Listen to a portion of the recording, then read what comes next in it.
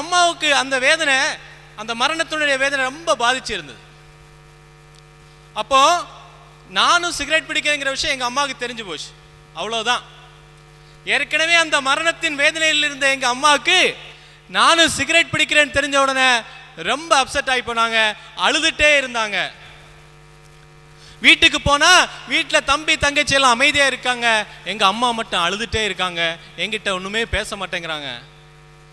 என்னாலையும் போய் சொல்ல முடியல, நான் சிகரெட் அடிப்பேங்கிற விஷயத்த வெளிப்படையா அவங்கள்ட்ட போய் சொல்ல முடியல. நானும் தயங்கி கூனி குறுகி அப்படி வீட்டில் உட்காந்துருக்கேன். அம்மா சாப்பிடாம படுக்க போயிட்டாங்க, நானும் படுக்க போனேன். எனக்கு தூக்கம் வரல, புரண்டு புரண்டு படுத்தேன். காலையில் ஒரு 5 மணி இருக்கும். தைரியத்தை வளச்சிட்டு, அம்மா இனிமேல் நான் சிகரெட் பிடிக்க மாட்டேம்மா அப்படின்னு தைரியமா சொல்லலான்னு சொல்லி போய் அவங்கள எழுப்புறதுக்கு போனா அப்பவும் அழுதுட்டு இருக்காங்க. அம்மான்னு கூப்பிட்டேன், திரும்பி பார்த்தாங்க. அந்த முகத்தை பார்த்தேன் சார், அந்த கண்களை பார்த்தேன் சார். நான் சிகரெட் பிடிக்கக்கூடிய நெருப்பு தான் அந்த கண்கள்ல தெரிஞ்சு சார். அழுது அழுது அழுது சிவந்த அந்த கண்களை பார்க்கும்போது அன்னைக்கு விட்டேன் சார் அந்த பழக்கத்தை. இன்னைக்கும் யாராவது என் பக்கத்துல சிகரெட் பிடிச்சாங்கன்னா அந்த தீ ஜுவாலையை பார்க்கும்போது எங்க அம்மாவுடைய அழுது சிவந்த கண்கள் தான் சார் ஞாபகம் வரும். இப்படி நான் செய்த தவறுக்கெல்லாம் என்னை திருத்துவதற்காக தன்னை வருத்தி கொண்டு வருந்தினாங்களே, அந்த அம்மாவுடைய பிரிவு தான் எனக்கு மிகுந்த வேதனை தெரியுது சார். ரொம்ப நெஞ்சத்தை தொடர மாதிரி இருந்தது. ஒரு தாயுடையது. நீங்களாவது உங்கள் அம்மாவுக்கு தெரியாமல் சிகரெட் குடிக்கிறேன்னு சொன்னீங்க, அப்போ குடிச்சிங்க, உங்களை பாராட்டுறேன். இப்போல்லாம் அப்பா அம்மாவுக்கு முன்னாடியே சிகரெட் குடிக்கிறது ஃபேஷன்னு, பண்பாடு தலை தடுமாறி போயிட்டு இருக்குது. அதெல்லாம் பார்க்கும்போது வேதனைப்படுறேன். ஒரு தாய் வேதனை அடைகிறாளே என்ற காரணத்துக்காக தன் தாயின் கண்ணீரை துடைக்க வேண்டும் என்பதற்காக ஒரு சிகரெட்டை புகையை பிடிக்க கூடாது என்று தன்னை மாற்றிக்கொண்ட உன்னுடைய கரத்தை பார்க்கும்போது நான் என்னுடைய சிறந்தாழ்த்தி உன்னை மதிக்கின்றேன். என்ன மாச்சலாம், நீ பேச போறியா? இதை பெஞ்சில் ஏற்றி விடும்.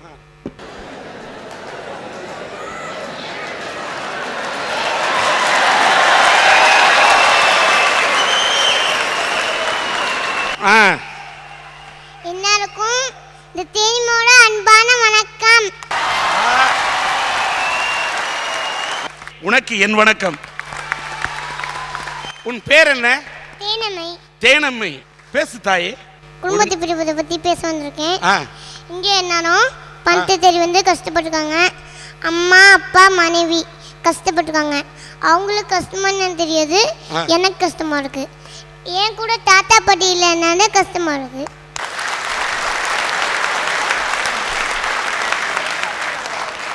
அப்படியா? தாத்தா பாட்டினா உனக்கு ரொம்ப பிடிக்குமா? ஆமா.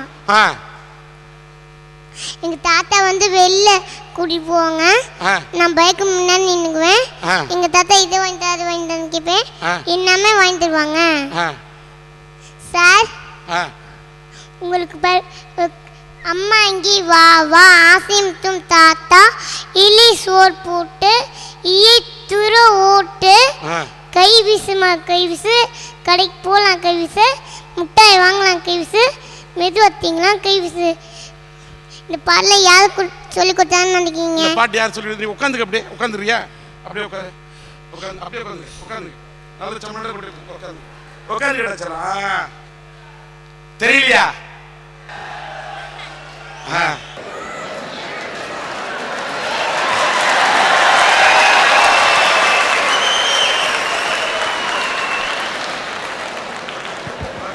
தாத்தா தாத்தா நீ வா தாத்தா, நம்ம யானை விளையாட்டு விளையாடலாம்.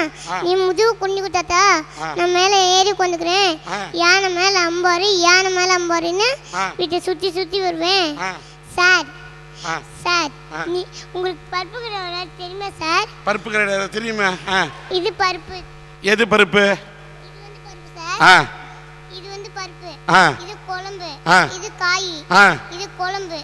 இது கூட்டு. இப்படிலாம் சொல்லி சின்ன பிள்ளையா இருக்கும்போது தாத்தா கதை பாட்டி கதையெல்லாம் சொல்லி ஊட்டுவாங்க.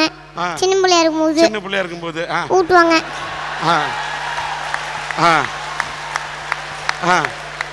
கழிவு களி நாளைக்கு விட்டு கழிவு களி காக்காத்து.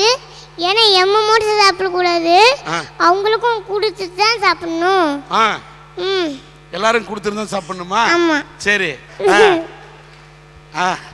எனக்கு ஊர்லலாம் ஃப்ரெண்ட்ஸ் எல்லாம் இருக்காங்க. கண்ணாமூச்சிலாம் விளையாடலாம், ஓடி பிடிச்சி விளையாடலாம். ஆனா இங்க வந்து அதெல்லாம் எனக்கு மறந்து போச்சு. இங்க வந்து உன்னால விளையாட முடியல துபாயில? அப்படி இங்க வந்து எனக்கு மறந்து போச்சு. மறந்து போச்சு அதெல்லாம்? எங்க அம்மாட்ட கேட்பேன். எங்க அம்மா சொல்லுவாங்க இப்படி கையை அமைச்சு கம்ப்யூட்டர் விளையாட சொல்லுவாங்க.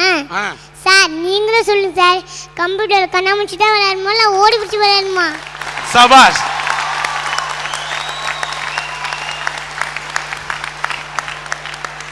என்னன்னா என் தமிழ் கண்ணே கம்ப்யூட்டரை வெள்ளைக்காரன் கண்டுபிடிச்சான், ஆனா கண்ணாமூச்சி ஆட்டத்தையும் ஓடி விளையாடு பாப்பான்னு சொன்ன தமிழை கண்டுபிடிச்சான்டா.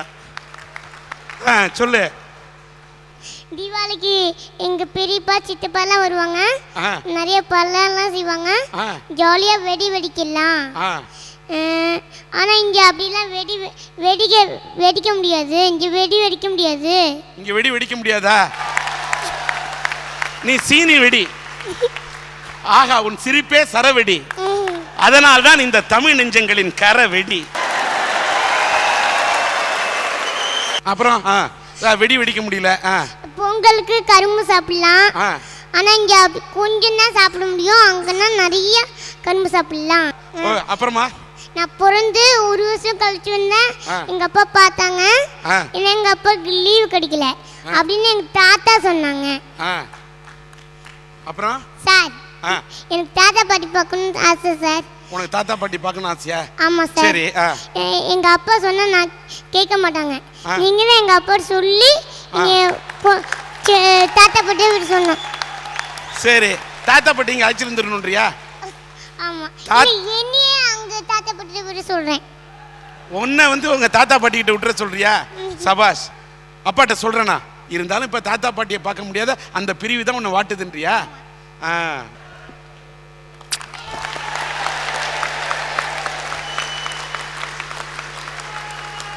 இந்த குழந்தை இவ்வளவு அழகா பேசுது.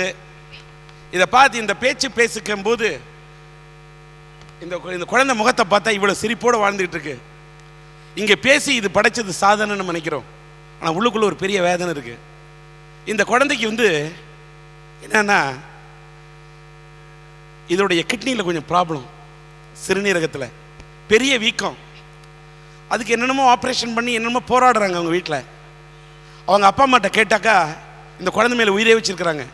உடனே சிறுநீரகம் பாதிக்கப்பட்டிருக்கு, அதுக்கு ஆப்ரேஷன் பண்ணும், ஏதாவது அரட்டை அரங்கத்தின் மூலம் உங்களுக்கு நாங்கள் ஏதாவது நிதி திரட்டி தரணுமான்னு கேட்டால் அவர் சொன்னார், இல்லை எனக்கு ஆண்டவன் போதிய பணத்தை கொடுத்துருக்குறான், வசதியை கொடுத்துருக்குறான், எனக்கு அதுக்காக ஒன்றும் வேண்டாம், எங்களுக்கு நிதி திரட்டி தர வேண்டாம், ஆனால் கூட்டு பிரார்த்தனை என்று ஒன்று இருக்கிறது அல்லவா, அது மட்டும்தான் இறைவனிடத்திலே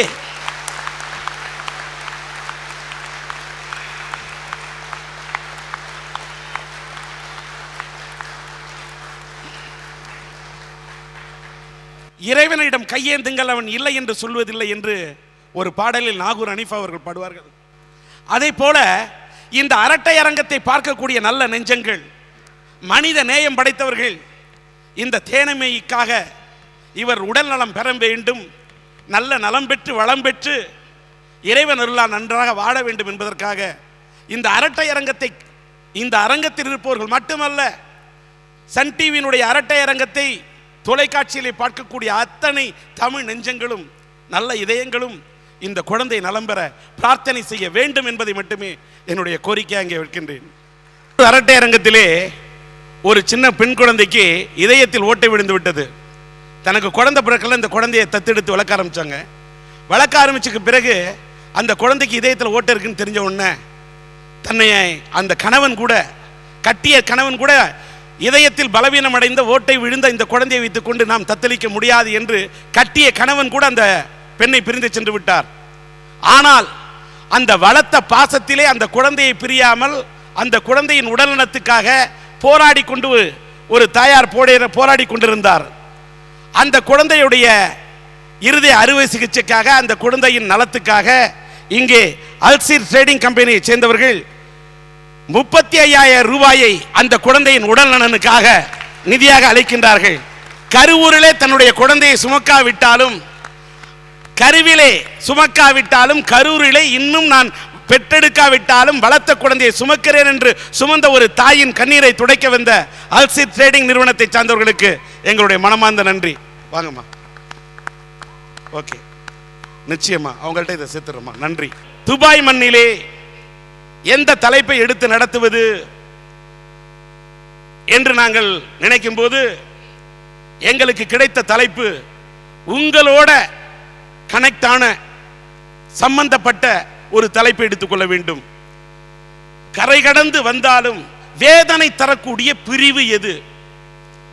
குடும்பத்தை விட்டு ஏற்பட்டிருக்கக்கூடிய அந்த பிரிவா, இல்லை காதலை இழந்து தவிக்கும் அந்த பிரிவா, இல்லை நட்பை இழந்து தவிக்கும் நண்பர்களை இழந்து தவிக்கும் அந்த பிரிவா, இல்லை தாய் மண்ணை விட்டு பிரிந்து வந்த அந்த பிரிவா, இல்லை என்ன சார் பிரிவெல்லாம் ஒரு பிரச்சனையே இல்லை, நாங்க துபாய் மண்ணில் சந்தோஷமா இருக்கிறோமா? இப்படி 5 தலைப்பு. ஐயா, சமீபத்தில் கவிதை ஒன்று படித்தேன். குழந்தையை கிள்ளி குழந்தை அழும் சத்தத்தை நாங்கள் தொலைபேசியில் கேட்கிறோம், ஆனால் கில்லாமலேயே நாங்கள் எழும் சத்தத்தை யார் கேட்பது? இங்க இருக்க ஒவ்வொருத்தருக்கும் இதான் சார் நிலைமை. குழலினது யாழினது என்பர் தம் மக்கள் மழலை சொல் கேளாதவர்னு. இங்க இருக்க ஒவ்வொருத்தரும் மழலை சொல்ல கேட்டதா சரித்திரமே இல்லை சார். ஏன்னா குழந்தை பிறக்கிறப்ப இங்க வரவங்க ஸ்கூலுக்கு போறப்ப தான் திருப்பி போறாங்க. எப்படி சார் அந்த மழலை சொல்ல கேட்க முடியும்? நாங்க இங்க வந்து லட்ச லட்சமா கோடி கோடியா சம்பாதிக்கிறோம். காரணம் என்ன தெரியுமா? ஒரு தாய் வடித்த கண்ணீர், தந்தை வழங்கிய அறிவுரை, தங்கையின் பாசம், தாத்தா பாட்டியின் ஆசி. இப்பேற்பட்ட குடும்பத்தை பிரிஞ்சு வரோம் பாருங்க, இதுதான் மிகப்பெரிய வேதனை. ஒரு பெண் தாய்மை அடைவது மகிழ்ச்சி, ஆனா அது முழுமையான சந்தோஷத்தை கொடுத்துறாது. எப்படி தெரியுங்களா அது கொடுக்கும்? அந்த பிரசவ நேரத்தில் தன் கணவன் கூட இருக்கான் பாருங்க, அதுதான் அவளுக்கு முழுமையான சந்தோஷத்தை கொடுக்கும். அப்பேற்பட்ட குடும்பத்தை பிரிஞ்சு வந்திருக்காங்க பாருங்க, அதுதான் மிகப்பெரிய வேதனை.